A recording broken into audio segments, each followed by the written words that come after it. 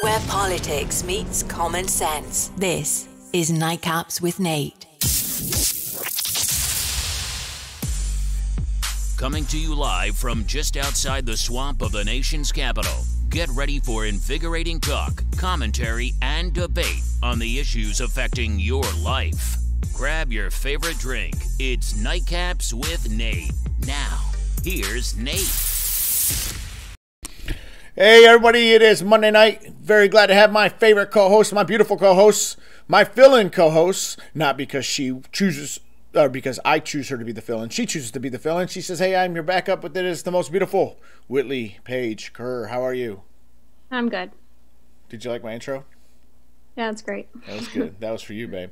All right, Thanks. So we have a cool show tonight because let me tell you what, it's going to be some serious stuff like usual, but mostly I got to lighten it up some nights, man. I'm just thinking, man, sometimes with all this coronavirus, it's just depressing. So we're going to get into some serious stuff, so a little depressing stuff, but we're going to have a lot of fun stuff. In fact, I'm going to tell you there is a cat slide. I heard cats get all the views on YouTube, so hopefully with my cat slide, I will get more views on YouTube. By the way, if you have not liked Nightcaps with Nate yet, please go over to Nightcaps with Nate on the Facebook page, like it, and then go over to the YouTube page. I am still trying to get to that elusive 100 subscribers.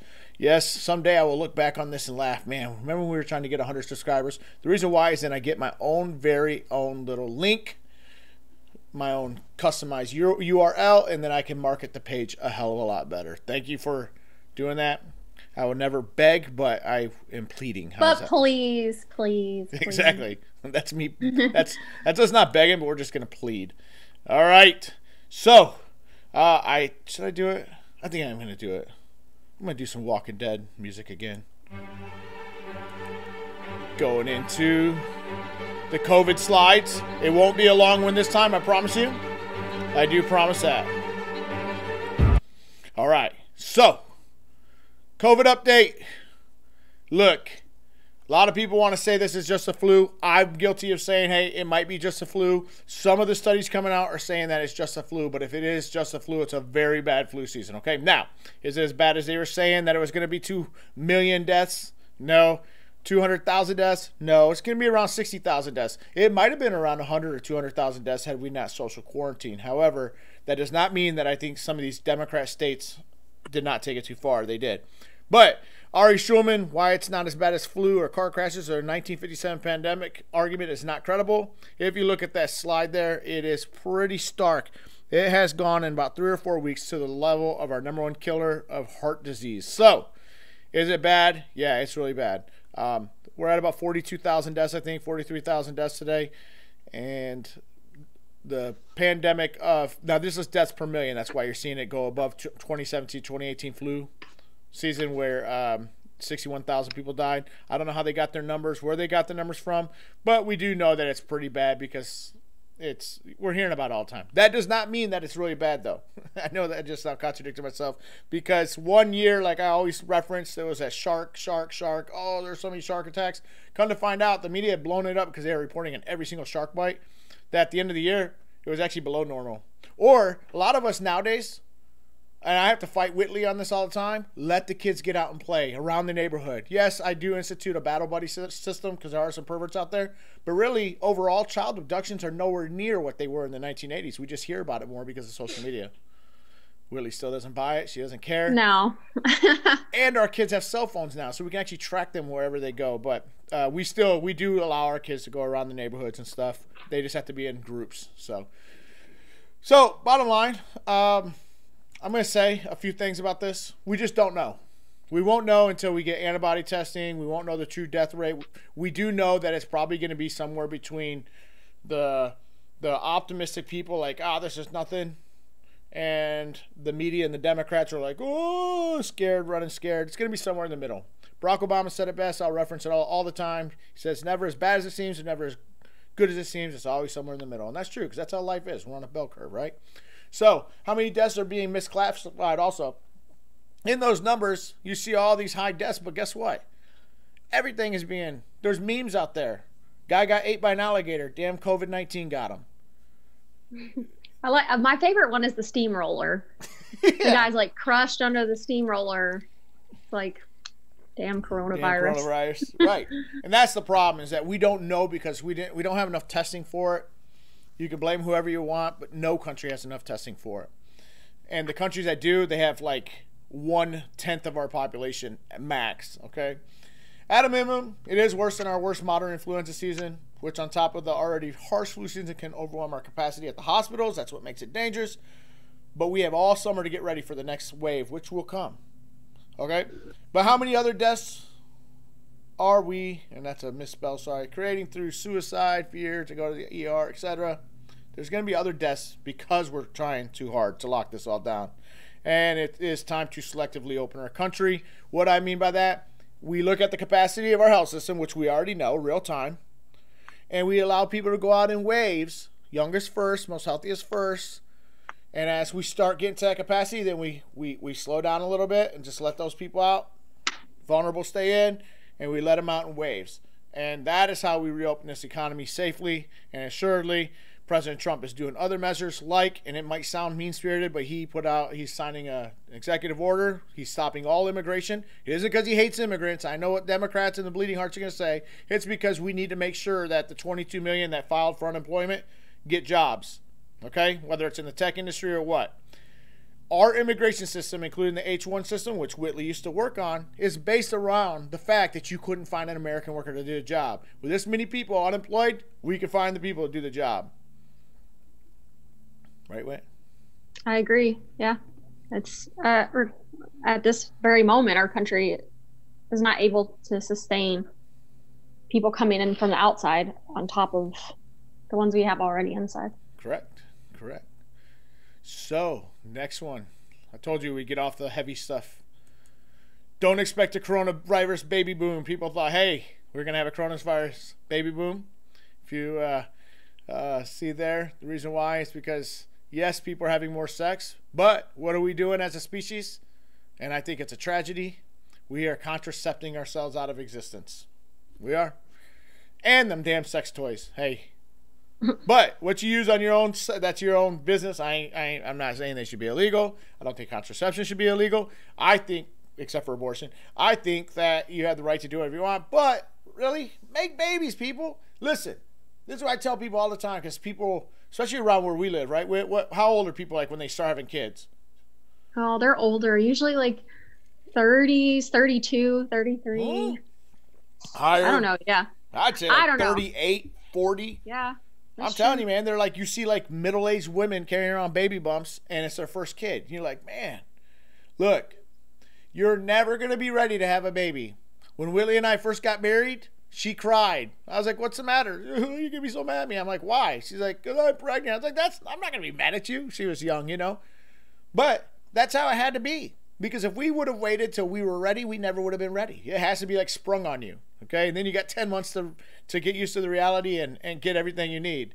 And then the second one is usually planned, right? Yeah, I wasn't playing those still. Not really. Yeah. It was kind of a joke. Still kind of a surprise. Yeah. You took there was a newlywed couple and she, as a, I don't know, bachelorette party thing, they got her a bunch of what were they? Pregnancy test. Pregnancy test, yeah, little dipsticks. And so she took it as a joke, like, and came out, and I thought she was lying. I'm like, come on, that's not even a funny. Not that it wasn't funny. It was like, dude, you can't trick me, because I knew that's like what you would probably do. And she's like, no, Nate, here it is. And I mean, seriously, she was pregnant. So, guess what? Are you glad you had your babies kind of young so we can get out and Heck go on yeah. dates? Now it's like easy because they're like older. You can trust them to be like doing their own thing a little bit more, and by the time they're graduated, I'm only like 40 years old, 39, 40. That's right. Perfect. Yeah, I mean, it's great. Now, we were married, okay, with jobs, all right? I'm not saying, hey, you're just getting out of high school, or hey, you're 16, it's your quinceanera or whatever, go on out and have fun, or your bar mitzvah, bat mitzvah, whatever. That's not what we mean. We mean we're adults, consenting adults that were married, okay? Kids need two pair of homes, in my opinion. All right. Only 3% said sex was the activity that they would like to do most. Okay? Only 3% said that sex was the activity they'd like to engage in under lockdown. Guess what? That's what they said they'd like to do most. But if you happen to be with your partner, it's inevitable you're going to have more sex. You are. Okay? Heck, Willie doesn't even like me, and I've gotten laid more. Thanks, Whit. Oh, nice. I had to lock up all those sex toys she bought. I'm just kidding. Just kidding. No. All right. I hate you.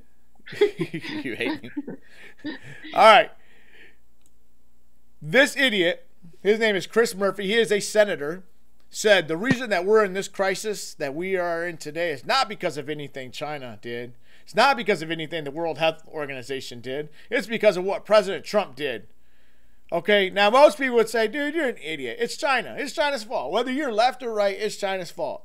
Okay? In fact, every nation should just send the bill for this whole coronavirus bullcrap over to China, because whether it began in a wet market where the last SARS began and they were supposed to have gotten rid of it, or it began in a laboratory, it happened in China. It is their fault, right? But no, we got to blame Trump, even senators. It used to be, by the way, that House members were kind of like the firebrands, and it was senators that were more professional, and they kind of like edged down, okay, settle down. But now they're all just whacked out shit. So they did a poll. Rasmussen said, hey, let's ask if people believe that statement. Wouldn't you believe that 60% of Democrats blame Trump more than China for coronavirus? How? Damn Trump. I mean, I know some people say, oh, he was late here, and he wasn't. We could go through a whole nother episode, and we're not going to on this. But, he was dumbfounded just like everybody else. But way back in the State of the Union address, he was mentioning this. That was days before Pelosi came out and said, hey, go to the Chinese New Year. You have nothing to lose. The Democrat mayor of New Orleans saying, yeah, Mardi Gras, man, sounds like a great idea. Okay? Mm-hmm. But Trump was already doing it. But anyways, 60% of Democrats blame Trump more than China for the coronavirus. That is absolutely stupid and ludicrous, okay? In fact, 42% of all likely U.S. voters agree with U.S. Senator Chris Murphy's recent statement. Never said Democrats were smart. Yeah, but they claim to be the party of intelligence in academia. I mean, come on. I'm not even asking you to be partisan here. I'm not even saying, hey, you might even be able to hate Trump and say, you know what? No, yeah, it's China's fault. Because if Obama was in office, I might hate on his response to the coronavirus. I might hate on some of the policies. I would probably hate on like giveaways, pork spending, whatever, to unions or whatever he does. But I would not blame him for the actual coronavirus. Come on. Well, that's just stupid. Absolutely stupid. All right. You can't fix stupid, man. You're just stuck on stupid you are. And then this gem here, Bill Gates. Some people say that Bill Gates has some sort of conspiracy theory. He's going to design the vaccine, and this has all been planned. I don't subscribe to conspiracy theories unless I really, really see evidence, okay? But Bill Gates says that we need a nationwide shutdown for at least 10 more weeks to fight the coronavirus. The window for making important decisions has not closed. Bill Gates estimates that the U.S. needs at least 10 more weeks of nationwide shutdown to minimize the human and economic tolls of coronavirus. The window for making important decisions hasn't closed. Gates also thinks we can get a vaccine in less than 18 months, which would be a record. Great. I think we can get a vaccine too. But guess what? America's not shutting down for 10 more weeks. 10 more weeks from today, from this week, right? Let's say, forget this week, 10 more weeks. That would take us all the way up to almost Labor Day. All right? Yeah, I don't see that really happening. But you know who ruined that, right? Because some of these states, like, it sucks, but I could honestly live with some sort of a partial shutdown like we have it here in West Virginia or Texas has it, where you social distance. You can be on the beach, but you have to, the cops are going around. They're making sure that you're far away from each other. The Democrats are ruining it with these crazy social distancing. The only places that should have super lockdowns are the big, huge cities like New York City. And New York City, LA, Chicago. Chicago. Those Not just big cities where people live on top of each other for miles and miles, like New York City. Right. If you go to New York City, Manhattan, thousands of people live on top of each other in these apartments, right? Those types of places need social distancing, and they're not even doing a very good job. There was they had to break up last night in Brooklyn and Bronx. Well, Brooklyn especially, they seem to be doing a horrible job with grasping social distancing because the police had to go and break up a rap party at a barber shop that had over 100 people in it last night, stuffed into this little barber shop. And they actually started arresting people because they're like, look, that's the epicenter. But they said, man, yeah, I heard they've been having a lot of fights in the Bronx and stuff like that too. Yeah, we showed one. One you were on here. I think it was you that was on here. But yeah, we showed one. But because that's where Sam, my coworker Sam, was and Jamie, and they were staying in the Bronx, and they had to move to a different hotel because it was so rowdy. Wait, that rest last night was in Brooklyn, but yeah. Bottom line is New York City. It's the damn epicenter, guys. Come on. I understand. It sucks. And they have small little apartments. Like we have it pretty good. We have a pretty big house. We're not as locked down. But, you know, can you imagine being in efficiency for 6, 8, 10 weeks? Yeah, no. No, that's and then like all the hotels have closed down like their pools. They've closed down like all their gyms, all that stuff. So it's not gyms like I can understand, but pools have chlorine in them. I mean, my God. Yeah, I don't understand why the pools have been Stay closed. socially distanced again. If you're in the same room together like married couples, you can be right next to each other. But the next family over should be 6 to 10 feet apart. There's no reason for all this nonsense. And that's hurting the cause more than anything, because you have to give people outlets. You have to. But Mama Hen, Gretchen Whitmer, she says, you want Michigan to reopen soon? Better stay home now. To those of you, this is a quote, to those of you who are hopeful we'll be able to start loosening some restrictions, stay home now to better make the odds that we're able to do that in 10 days. To those of you who want to get back to work as soon as possible, stay home. For those of you who made plans for June, July, and August and want to see them through, better stay home, because Mama Gretchen's going to ground you otherwise. Yep. Now, she has already come out, though, today and said, stay-home order in some form will be extended. Some form of Michigan's stay-home order will continue, according to Mama Whitmer, as some states begin to reopen their economies. Whitmer wrote in the New York Times, Whitmer, I've already told you, stay the hell out of national press. Why? Your people are not, the average citizen that you're supposed to be governing is not reading the New York Times. Only the most liberal of your people are reading the New York Times. All right? Trying to get that VP spot. Damn right. Get off. Get off Good Morning America, MSNBC. Talk to WXYZ or Channel 2 Detroit or, you know, Flint 6625.5, the Tri-Cities, Channel 9 and 10 up in the north. Talk to your constituents. Get the hell out of the national press. But anyways, Whitmer wrote in the New York Times opinion editorial, a whole editorial she wrote, that she made, quote, gut-wrenching choices during the coronavirus pandemic. These choices have been tough, she wrote. They haven't always been popular. Later in the story, when asked if her stay-home order will be extended in a Washington Post live interview, get the hell out of the Washington Post. Your people aren't reading the Washington Post. At most, they're clicking on a Drudge article, and the Washington Post and New York Times, by the way, have a paywall. You can't even get past it for the average reader unless you want to pay $1, and I wouldn't give them 50 cents of my money than buy his ass piece of crap. Anyways, in a Washington Post live interview Tuesday, Governor Whitmer replied, some form of an order will continue on. For some, we will continue to be in the posture that we are currently in. Flint, Saginaw, Detroit, that's you guys. Maybe Grand Rapids. For others, we will start to ramp up a bit where it is lower risk and where we think we can do so safely without risking a second wave of COVID-19. Here's my problem with that. No matter what, there's going to be a second wave of COVID-19 come the fall. We already know it's going to come. In fact, as soon as we let up any restrictions, it's going to raise. We know it. Get it in our heads that it's okay. We have to take some collateral damage. I know it sucks. Just like Jasper said last night, you know, liberals always say, well, what if it was your aunt? I hope it's not. I hope it's not my father-in-law. I hope it's not his girlfriend. I hope it's not a whole bunch of people. But guess what? The world has to keep turning. It has to keep moving on. You know what I'm saying, Whit? No, I agree. But I already expect it to just, I don't know. I already know that once the economy opens back up, it's going to be crazy, you know? Yeah.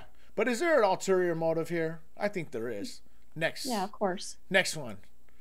Michigan Governor Whitmer awards coronavirus tracking contract to Democratic political intel voter database giant.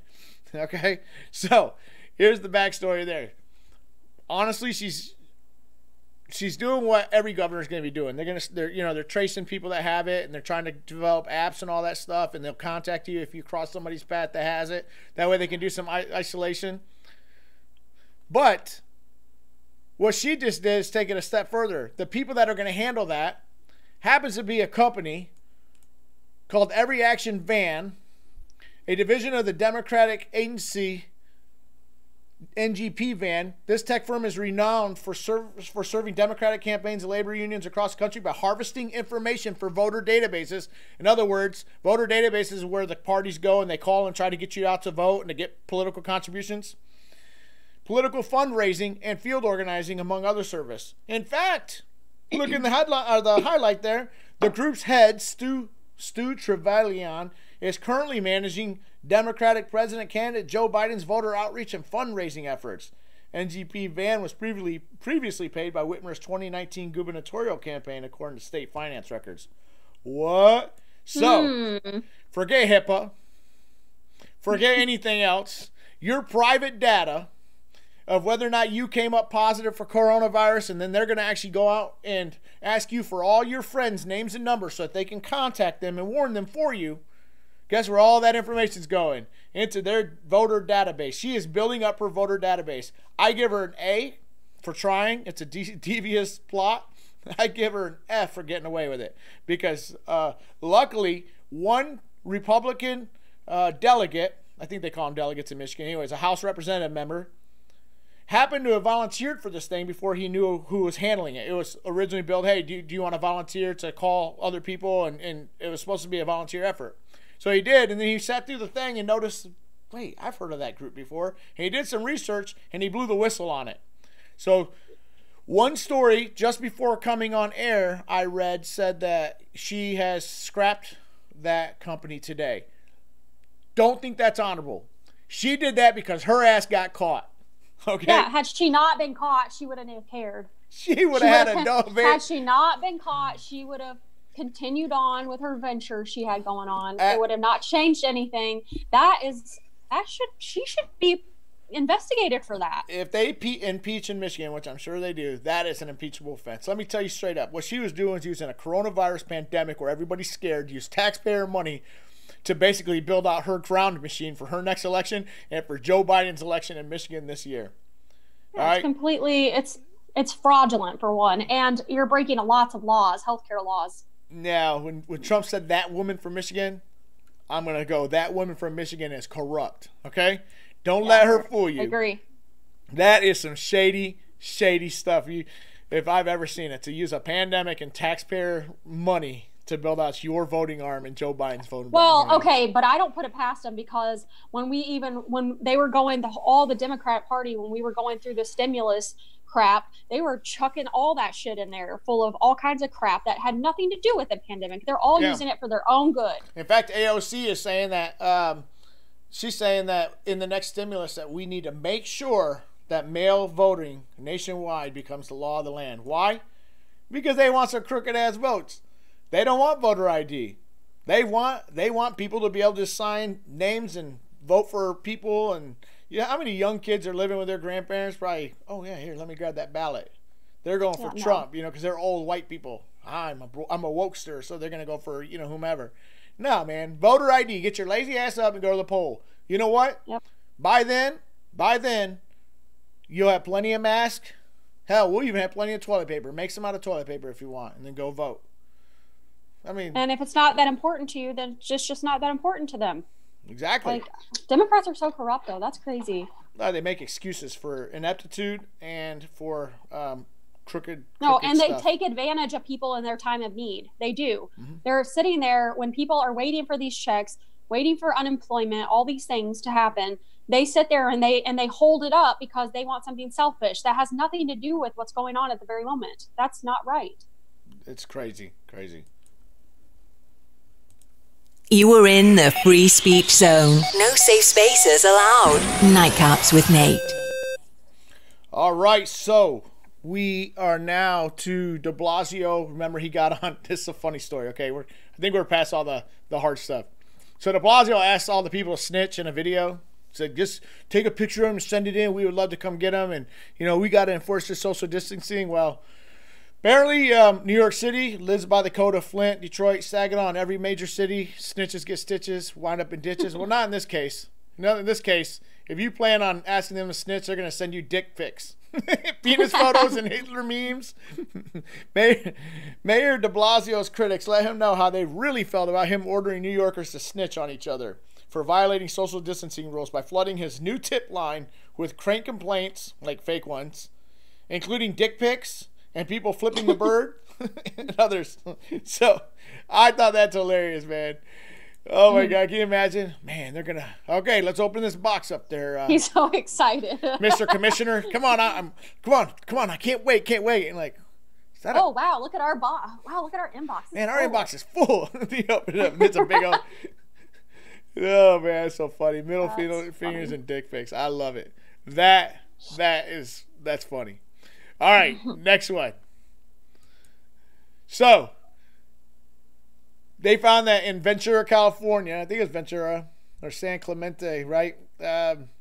Anyways, to dissuade skateboarders from ignoring social distancing and skating in the skate parks, they took beach sand and poured it all over the skate parks. All right.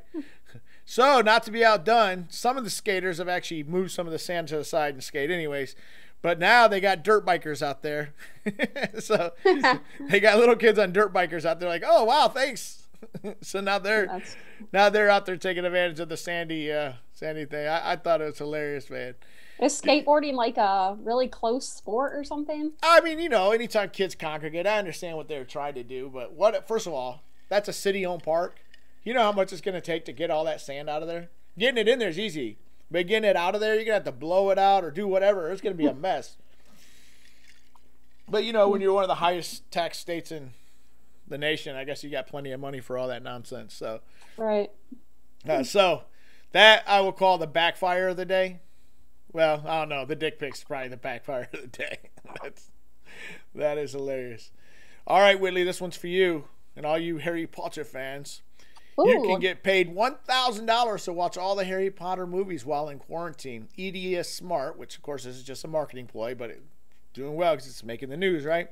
We'll pay 5 people $1,000 to watch every movie in the wizarding world of Harry Potter. That includes the 8 Harry Potter movies and 2 Fantastic Beasts spin-off films. Have you seen these Fantastic Beasts, by the way?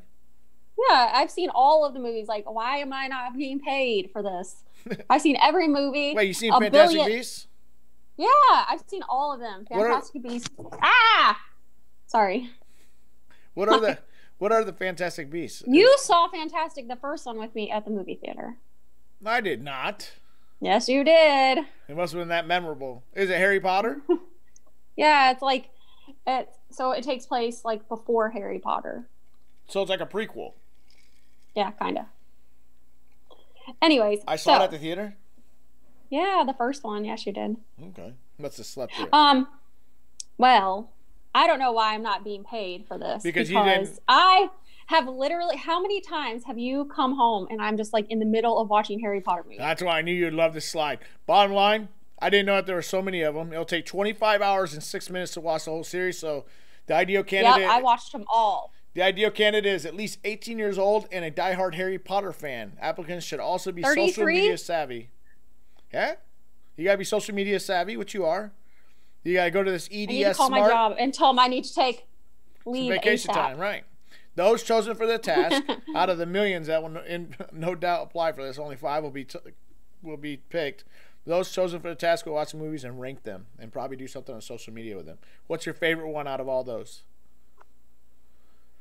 Oh, it was probably it was actually the last one, the Harry Potter Deathly Hallows Part 2. Really? I don't know. It just made me like, yeah, I loved it. That's my favorite one.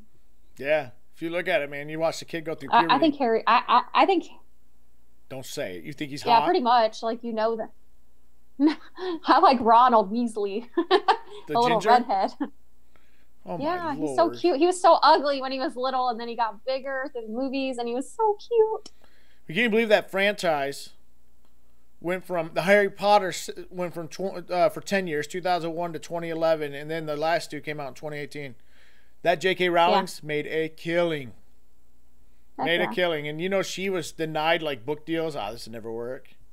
Over and over again. Now, I bet you they're just shooting themselves in the foot. All right. No problem. Fake news time. Fake news time. MSNBC's Katie Tour deletes a tweet. I don't like her. She's very biased. Apologizes after reporting that Kim Jong-un is brain dead. Got the scoop from another fake news source, CNN, and that he was gravely ill. Now intel reports are coming out and they're saying, not so fast. We don't think Kim Jong-un is gravely ill. But there was talk last night that guy might not make it. or that he was already dead. And Or then, they only wish he was dead, I'm sure. well, I think we all wish Ding Dong the Dick is dead. I mean, I'm down. I don't wish death on anybody except for maybe people like him or Adolf Hitler. Yeah. But you know, if he does die, guess who takes over for him?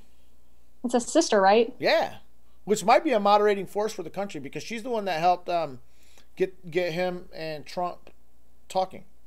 So if she does, which would be weird because it would be the first like despot nation in modern history where a female is in charge. I was going to say, wouldn't it be like one of their first females? Yeah. And or at least for a really long time. Right. Yeah. I mean, in that history of South Korea, yeah, or North Korea. So that would be kind of cool, man, because sometimes females, you know, they're more pragmatic than us males. We get stuck in our ways and we love war and stuff. And, you know, maybe that would have been good. I think he's a little bit more extreme than your average male. Well, just slightly. We were hoping that maybe, just maybe, Kim Jong-un, when his father died, Kim Jong-il, I think was that maybe he would be that moderating force because they were educated in Switzerland. And they don't know how old he is, but he might have even been to America before. Right.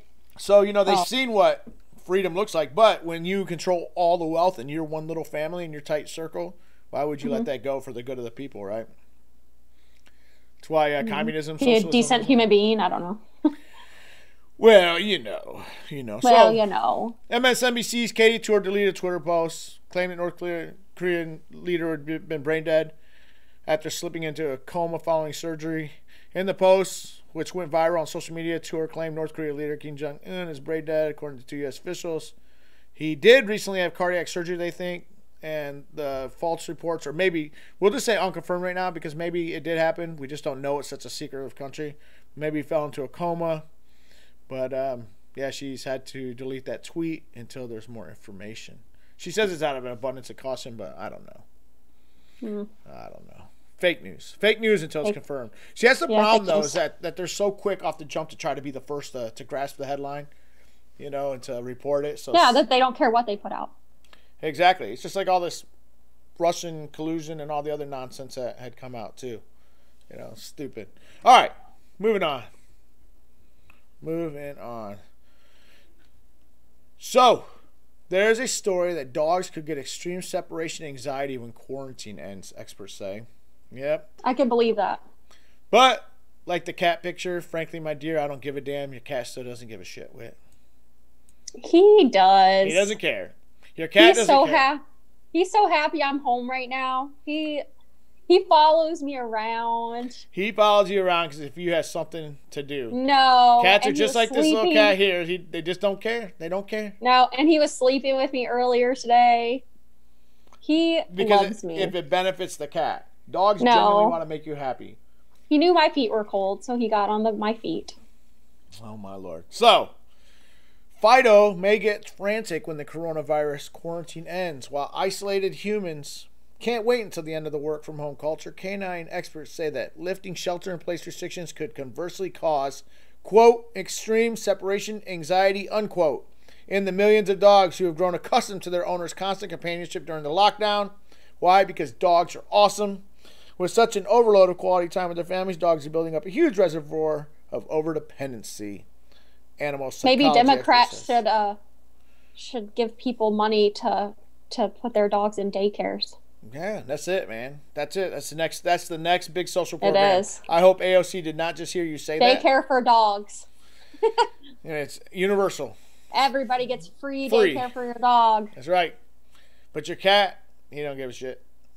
That's part of the reason why we got a cat too, though.